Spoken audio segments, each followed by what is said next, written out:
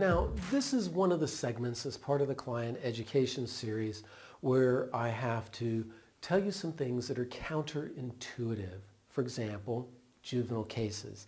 Juvenile cases are governed under Rule 8, not Rule 3.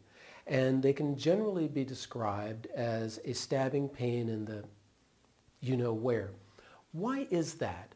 Because I'll have parents say, why is it so expensive for you to defend my child? And the answer is because there's a lot of work. Under Rule 8, you have completely different time frames. Basically, if someone is in secure detention, you've got court every 2 weeks. Now, some judges will allow telephonic appearances by the lawyers. Many judges won't. So when we handle juvenile cases, it's a whole different ballgame. Now, the first thing that happens is there's going to be an arrest, and there will be a detention review proceeding in many cases, but not all. If it's a misdemeanor case, possession of tobacco, under 18, they're probably going to be released to parents. If it's a felony, a detention review score sheet will be prepared. There's a magic number of points, and here's how it works. If the person scores too many points, then instead of going home to their parents, they are taken to secure detention. What is secure detention? Well, to be blunt about it, it's a nice way of saying juvenile jail, where they're hanging out with all the kids you never want your kids hanging out with. So we don't want young people in secure detention. Now, secure detention is normally ordered for 21 days, which doesn't seem very long until you realize we're under Rule 8. We're not under Rule 3. Things happen very quickly. And so you're going to have a first appearance, which is that detention review hearing. You're also going to have an arraignment proceeding, which is formal charging. And one key difference between felony, misdemeanor, and juvenile is a lot of judges like to, and have got to do this. I know that a lot of people don't think this is popular, but I have to use air quotes because a lot of judges want to teach them a lesson. If my eye roll didn't give it away, I'll tell you straight out, that is a waste of time, an absolute waste of time. Can you imagine somebody is down on vacation from Washington State and they have to come all the way back for an arraignment proceeding on a minor in a possession charge? Because there's some judges who will not let you waive appearance. However, most judges are not like that. Generally speaking, if the case is local, there must be an attendance at arraignment. And the reason is because they start arraignment with the judge sending a whole bunch of juveniles to juvenile jail to teach them a lesson. Now, I think that's worthless, and I'll tell you why. If you go to the doctor because your child has, sneezing, coughing, and a runny nose, if the doctor were to go, yes, I've analyzed your child very carefully, and your child has sneezing, coughing, and a runny nose, you would go, no kidding. Of course my child has all those things because that's why I brought them here. What's causing it? Well, with teaching them a lesson, there's been no brain imaging, there's been no background, there's been no mental status exam, there's been nothing to indicate, diagnosed first, there's been nothing to indicate based on an actual diagnosis that that will be an effective treatment. Instead, there is a cultural belief that results in a colossal waste of time, and this is what increases legal fees on juvenile cases, is because, and I have to be blunt about this, much of juvenile procedure within the state of Florida is a complete and total waste of time. Now, I could candy code crap, or I could tell you the truth. I think you can figure out which way I'm going with this. There is a lot of time wasting and stress in juvenile cases. If your child is arrested for just about anything, they're going to be kicked out of school. And parents are horrified by that because then they've got the choice of the online school or the, again I'm using air quotes, alternative school, the kids you don't want your child hanging out with. And that's completely separate from the criminal justice system. Quite often, as lawyers, we can't help you with that. Now, they'll tell you you have a right to a hearing to contest that kicking out of school. And this is what is known as a bogus rubber stamp proceeding. I can't tell you how I really feel about this bogus rubber stamp proceeding because I'm afraid I would melt my videographer's camera with the language I would use. So these types of things are going to be part of a juvenile case. Your child might get kicked out of school. If we can give you advice and counsel and help you with that, we will. But please understand that is an outside of the criminal justice system aspect. Now, procedurally, in addition to no waivers for local cases, you're also going to have a pretrial conference every 2 weeks. This is quite a bit. You're going to court a lot as a lawyer, and sometimes you can't get discovery. What is discovery? Police reports, witness statements, videotapes, digital recordings that are not on tape, audio recordings, etc. You have to do a motion to continue. Oh, you're back in court in 2 weeks. That increases legal fees because you're constantly going to pointless court. Oh my gosh, I can't believe I said that. Shouldn't I be saying something more respectful about Florida's court system?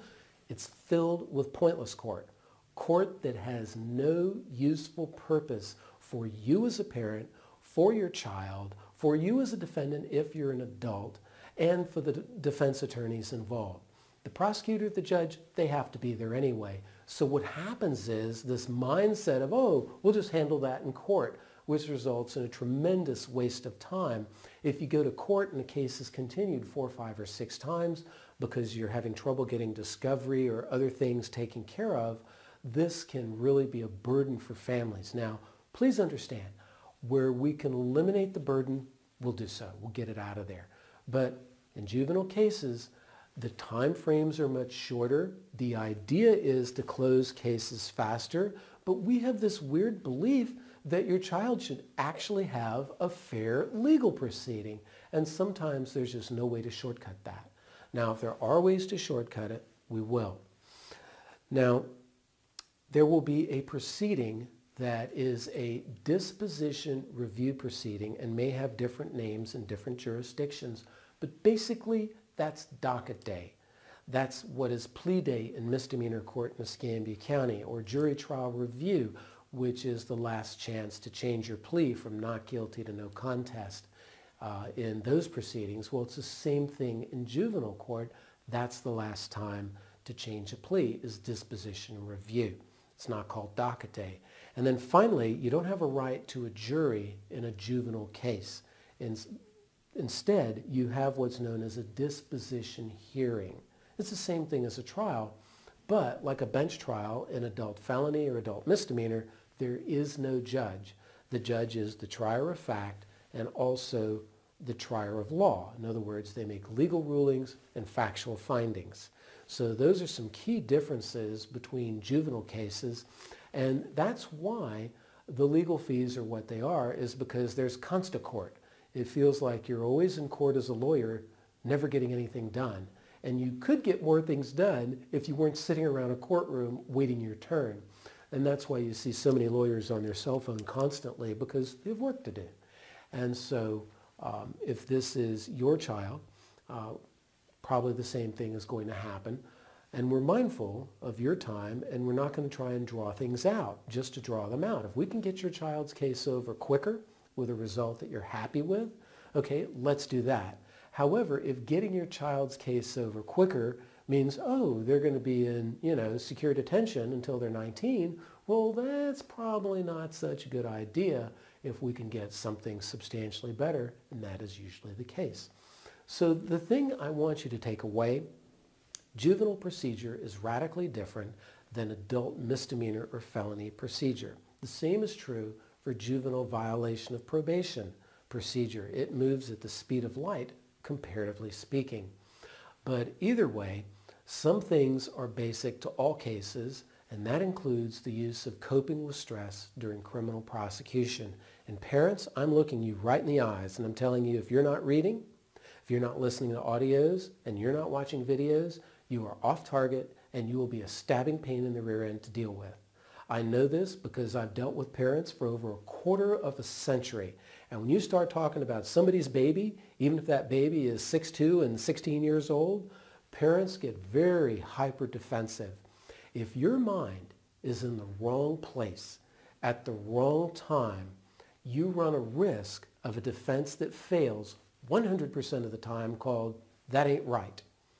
And I used to hear this as a child of the South growing up all the time. "That ain't right." Then I became a lawyer, and what did I start hearing? "That ain't right." Now, it may come out more grammatically correct, but it's basically a feeling that the system is not fair, therefore I'm going to trial. Now, I want you to imagine I'm standing in front of a jury, or in the case of a juvenile case, standing in front of a judge going, "Your Honor," or members of the jury, "our defense is simple. That ain't right. Please find my client not guilty." It's like, what? That doesn't even make sense. You know what, though? If you're stressed out as a parent, you run the risk of that. You run the risk of blowing your child's life up. And this is a time when you're walking through the minefield that is Florida criminal law as it pertains to juveniles. It is critically important that you go through this minefield with a clear head, a sharp mind, and with skilled legal counsel. Now, if you have questions, feel free to ask us. But if they are outcome questions such as what if, what do you think's going to happen, kinds of things that require us to speculate on decisions made by other people. How is the judge going to rule on this motion? Well, we may think we know, but at the end of the day, if it's a decision a prosecutor is going to make on charging or settlement or plea bargaining or charging additional counts, separate cases, whatever, waiver to adult court, the answer to those types of questions, I can tell you that right now. Here's the answer. And you've heard it before if you've watched the other videos in this series. Maybe, I don't know. Why would it be maybe I don't know? It's because we need more information. And that information may be as simple as a police report we're missing, or it could be something as nerve-wracking for anybody who's got a family member who's charged as the words coming out of a judge's mouth in real time. Every jury trial I've had, every juvenile trial I've had, my client, or in the case of juveniles, the parents, has looked over at me after the end of the case and they go, "What do you think's going to happen?" My answer has been consistent since August of 1990. You'll know when I know. Unfortunately, sometimes we don't know the answer in your child's case until the judge says it. This is why it's so critical for you to use coping with stress during criminal prosecution. Your body language, how you're dressed, how you're breathing is going to make a difference. Think about this. What does someone who is depressed look like? Are they smiling with a big grin on their face like this? Of course not. They're looking sad. They're looking down. They're closed in. They're not out like this. And how are they breathing? Are they breathing deep, diaphragmatic, powerful breaths? No. They're breathing in the upper part of their chest. And they sink deeper and deeper. In other words, when you think of a depressed person, you get an image in your mind. And when someone is stressed out as a parent in a courtroom, the prosecutor notices. And they either notice one of two ways, along with the judge, consciously or unconsciously. Now, if they notice consciously, that means they're very perceptive and very discerning. If they notice unconsciously, that's actually a bigger problem. Why? Because they're making decisions without realizing they're being influenced. And if you're a stress bucket in court, it's going to influence everything from the verdict to the plea bargain to what the judge orders.